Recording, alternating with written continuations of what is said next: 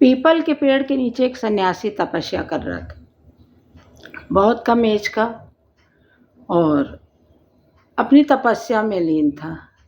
People के पेड़ के नीचे वैसे भी बहुत ठंडक रहती है, ठंडी ठंडी हवा, बहुत आनंद, और बहुत मस्त हवा जब चलती है तो जो पीपल की जो आवाज़ है वो कानों को बहुत सुहाती है। समझिए पूरा एक संगीत आपके कानों में सुनाई देने लगता है। और वो अपनी तपस्या में लीन था। उसी समय 4-5 नागा बाबा जो चिमटा लेके चलते हैं, वो जा रहे थे, और वो भी पीपल के पेड़ के नीचे रुक गए, और उन्होंने उसको तपस्या करते देखा और बोले, बालक, बहुत कम एज है तुम्हारी और तुम सन्यासी हो गए, और कहाँ से हो, कहाँ से दीक्षा लिए हो, आपके गुरु कौन है? तो जो सन्यासी तपस्या कर रहा था उसने आंखें खोली, प्रणाम किया और पूछा कि आपके गुरु कौन है? तो उन्होंने कहा कि गुरुर् ब्रह्मा गुरुर् विष्णु गुरुर्देव महेश्वरा गुरु साक्षात परब्रह्म तस्मै श्री गुरुवे नमः।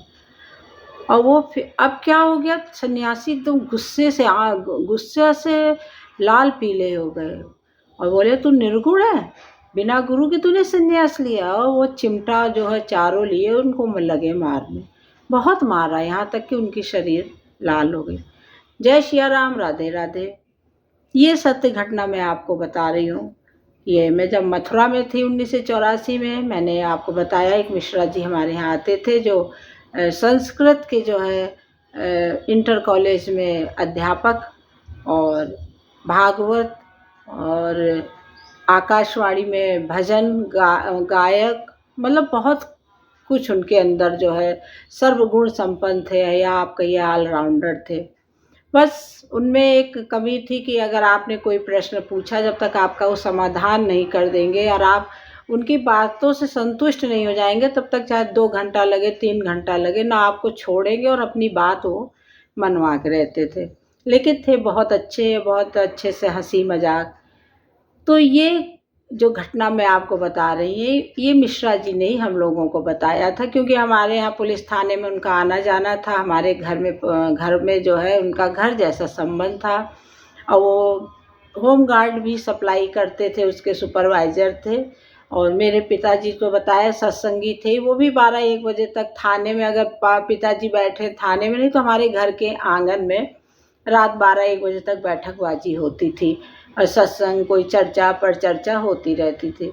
तो उन्होंने ही हम लोगों को ये एक घटना बताई। बोले, बेटा, मुझे कबूतर पालने का बहुत शौक़ था, और मेरे पिताजी इसके लिए बहुत गुस्सा होते थे।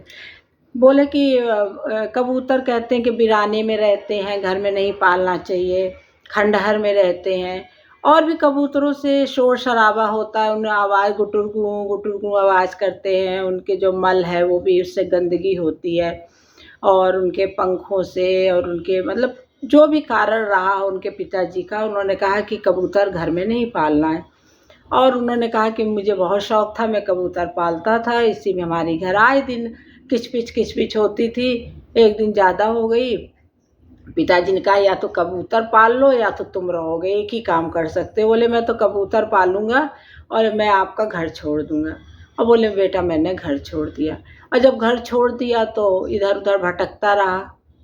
भाई, कुछ व्यवस्था चाहिए, खाने की, पीने की, रहने की। तो उन्होंने बताया, वो जब बताते थे तो हम लोग को हंसते हंसते पेट में दर्द हो जाता था, मतलब वो ऐसे ढंग से बताते थे। फिर उन्होंने कहा, बेटा, मुझे मेरे ही जैसा एक आध और कोई मिल गया। तो हम लोगों ने सोचा कि चलो हम लोग कुछ खाने पीने के लिए कुछ बेचा जाएगा, और जो हम लोग के पास पैसा था कुछ व्यवस्था की, और हमने बनाया, मटर लिया 1 किलो और उसका छोला बनाया, और छोला बना के एक भगोना था, भगोने में लेके और पूरी जगह घुमाया। और वो पत्तल दोना लिया था, मैं सर पे जो है छोला लिया था। और वो पूरा जब घूम के आ जाए, वापस जहाँ रहते थे वहाँ वापस आ जाए, छोला एक पत्ता न बिके। फिर हम लोग उसी को खा पी के सो जाते थे। बोले, 3-4 दिन ऐसा किया, छोले ही न बिके। तो मैंने पूछा, अंकल ये बताइए, ऐसा क्या था कि आपका छोला क्यों नहीं बिका? कितना भी है, कुछ तो 2-4 लोग लेते। तो बोले कि मैं बोलता ही नहीं था कि छोला ले लो, छोला ले लो। अब मैं भगोने में लेके जा रहा हूँ, लोग क्या जानेंगे। तब मुझे बड़ी हंसी आई। हमने कहा अंकल ये तो सही कह रहे हैं, आप जब तक बताएंगे नहीं तो कोई कैसे लेगा। इसके बाद जो है बोले, फिर मैंने इधर उधर कुछ दिन समय बिताया। फिर मैंने कहा मैं संन्यास लूँगा, जब घर परिवार छोड़ दिया है तो संन्यास लेता हूँ। अब बोले बस मैंने संन्यास ले लिया, अपने से ही साधुओं का कपड़ा पहन लिया और मैं भगवान का भजन करने लगा। अब बेटा बस उसी दिन पीपल के नीचे बैठकर मैं भजन कर रहा था, वो नागा बाबा लोग आ गए और मुझे बहुत मारे बेटा, इतना मारे कि मैं उसका वर्णन नहीं बता सकता। पूरा शरीर लाल हो गया था, लोहे का चिमटा, और इतना मारे। फिर मैं जो है बहुत दुखी हुआ। मैंने कहा मैं कुछ नहीं करूँगा, तो पिताजी से माफ़ी मांगूंगा, घर वापस आ जाऊँगा, कहूँगा मैं कबूतर नहीं पालूँगा। फिर बोले बेटा मैं घर वापस आ गया। फिर मेरी शादी हो गई और मेरे पिताजी ने शादी करवा दी। और पहले माफ़ी मांगे, पिताजी मान गए किसी तरह। बोले कबूतर पालोगे तो मैं नहीं रहने दूँगा। बोले बेटा मैंने कबूतर पालना छोड़ दिया। कहे लेकिन मुझे कबूतरों का इतना शौक़ था कि मैं क्या करूँ। फिर मेरे पिताजी ने शादी करा दी, मेरी एज भी हो गई थी, 12 साल में घर से बाहर रहा। तो 12 साल के बाद मैं घर वापस लौटा। फिर मेरी शादी हुई तो आंटी आप तुम्हारी बहुत कम एज की थी, क्योंकि आंटी का आना जाना, उनके घर का आना जाना हम लोगों के यहाँ लगा ही रहता था। और उसके बाद जो है बोले कि बेटा आंटी की शादी हुई, आंटी खाना बनाना नहीं जानती थी। और मैं जो है उससे कहूँ रोटी बनाओ, तो जब रोटी बनाए रोटी जल जाए, तो मैं कहूँ कि रोटी जल गई है, तो जो रोटी जल जाए कहे मैं खा लूँगी। हर बार रोटी जल जाए तो कह देती थी मैं खा लूँगी जली।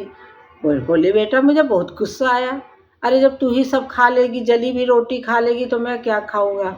तो ऐसी हास्य व्यंग वाली बातें इतना बताते थे कि हम लोग बहुत ही जो है बहुत मज़ा आता था उनसे सुनते हुए। और बहुत, हम चारों भाई बहन, मेरे पापा भी रहते थे, मम्मी भी रहती थी, सब लोग रहते थे। अंकल की बातें ऐसी रहती थी कि हम लोगों को बहुत हंसी आती थी। जो है एक बार आंटी ने बर्थडे, उनके बेटे का बेटे का बर्थडे था, उन्होंने कहा कि दरोगा जी के बच्चों को सबको बोल देना आज शाम को खाना है। और हमको 1 लीटर उन्होंने घी तेल जो भी मंगाया उनको बोले कि हमको दे देना।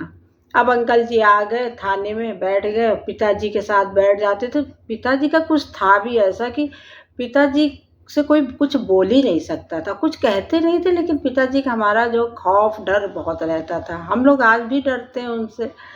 तो वो बेचारे भूल गए और न ये भी नहीं बताया कि आज आप लोगों का घर में न्योता है। अब आंटी जी बैठी हैं, परखे बैठी हैं कि सब दरोगा जी के बच्चे आएंगे, खाना बनाना है। साग सब्जी बना के रखी थी, पूड़ी कचौड़ी के लिए उन्होंने घी मंगाया तो वो भी लेके नहीं गए। जब 12:30 बज गए और उसके बाद जो है ये हुआ कि पापा बोले कि मिश्रा जी खाना खा लो। तब उनको याद आया, बोले अरे दरोगा जी अब तो बड़ी आफत हो गई, अब घर जाऊंगा तो बहुत डांट खाऊंगा। पिताजी बोले क्या हुआ। बोले अरे उन्होंने तो खाने के लिए बोला था, घी मंगाया था, अब मैं खाना नहीं खाऊंगा, अब जाऊं पहले डांट खाऊं और उसके बाद ही कुछ करूंगा। जो है वो बेचारे चले गए। तो ऐसे अंकल थे और हम लोगों के साथ बहुत अच्छा समय बीतता था। एक दिन उन्होंने एक और किस्सा बताया। बोले किसी किराए पे रहते थे, वो मकान मालकिन बहुत तेज थी, वो बहुत हेल्दी थी, मतलब बहुत ही मोटी और तंदुरुस्त थी। और बोली कि आए दिन हम ऐसे 12-1 बज जाता था तो भाई वो भी दरवाज़ा खोलने में किचपिच करती थी और लड़ाई होती थी। तो ये हमारे यहाँ मथुरा में हमने देखा, जो गोवर्धन में देखा कि ज़्यादातर घरों में कुएँ बने थे, छोटे छोटे कुएँ, मतलब वहाँ पानी बहुत ऊपर है तो ज़्यादा नहीं, छोटी छोटी कुइयाँ टाइप बनी हुई थी, क्योंकि पानी वहाँ का खारा है और वहाँ मीठा पानी तो कहीं मिलता ही नहीं है। और न वो बर्तन धोने के काम में भले ही आता था, पानी पीने का काम में नहीं आता था। वहाँ मथुरा में आपको 90% पानी जो है खारा मिलेगा, अगर आप खोदेंगे तो खारा मिलेगा। उस समय की बात बता रही हूँ मैं। और ऐसी वो दिन जो है उनके घर में भी छोटी सी कुइयाँ थी और लड़ाई हुई, किचपिच हुई और वो बोली कि मैं मिश्रा जी इसी कुएं में जो है मैं कूद जाऊंगी, तुम बहुत परेशान करते। बोले मैंने भी कहा जा कूद जा। मैंने कहा मुझे क्या पता क्यों कूद जाएगी। बोली बेटा वो कूद गई और कूद गई इतनी मोटी के बीच में फंस गई और अब तो मेरी हालत ख़राब हो, फिर भैया किस तरह सबको बुला उला के और उसको पकड़ के और कि भैया न नीचे जाए न ऊपर आए और क्या किया जाए। फिर बोले ईंटा ईंटा तोड़ ताड़ के किस तरह निकाले। तो उनकी बहुत ऐसी बातें रहती थी, बातें तो बहुत हैं, बहुत बताते थे।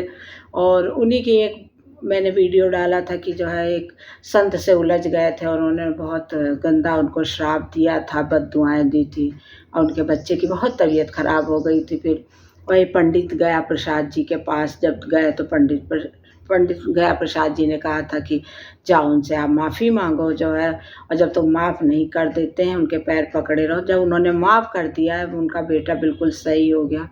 तो ऐसी घटनाएं ब्रज में भी मेरे साथ बहुत हुई, सुनने बहुत अच्छा लगता था जो है।